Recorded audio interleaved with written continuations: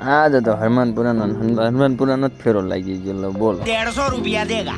હાલો મિત્રો, જય ઠાકર, જય દ્વારકાધીશ, રાધે રાધે. રોજની જેમ આજે ત્યાં ટાઈડના નીકળી જા ઘરેથી.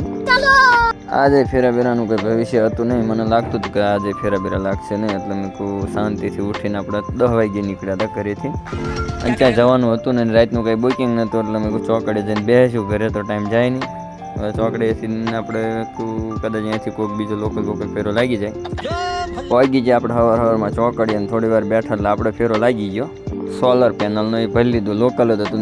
નડિયાદનું પહોંચી જાય. નડિયાદમાં કંઈ નાખ્યું, ખાલી કર્યું એટલે બીજો ફોન આવી ગયો. આપણે જવાનું હતું ઉમરેઠ, ઓલી મસ્જિદ જ આવી ને 1-2 ફેર આપણે માર્યા છે, મારા વ્લોગ જોતા છે ને ખબર છે.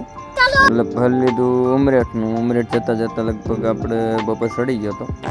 મારા ખ્યાલથી 1 વાગી ગયો હતો. એટલે પાછી ભૂખ તો લાગે જ, તે પહોંચી જાય ઉમરેઠ. ત્યાં ટેમ્પી કરી નાખી, અનલોડ કરીને વળી ગયા ઘર બાજુ ખાવા.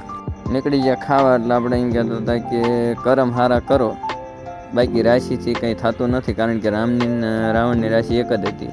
અને આપણને રોજની ટેવ પડે છે ટેમ્પી આવી ગઈ 3 વર્ષ હાથ ધંધો કર્યો, એટલે છૂટી હાલી જાય. તો બપોર પછી ખાઈને આવતા રહ્યા પાછા ચોકડીએ 3-4 વાગ્યા સુધી બેઠા. એટલે બીજો એક ફેરો લાગી ગયો. એ પાછો સોલર પેનલનો જ હતો. નડિયાદનો 1 કિલોમીટરનો હતો.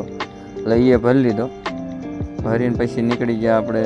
ત્યાંથી 1 કિલોમીટર આગું જવાનું હતું. ત્યાં કરાવી નાખ્યું, ખાલી કરીને આવવાનું હતું ઘરે. તો અમારી વાણીમાં ઝેર હશે જોગી, પણ ગંગાજળ કહીને તમને ઝેર નહીં પાવી. મળીએ કાલ. જય ઠાકર, જય દ્વારકાધીશ, #જય દ્વારકાધીશ.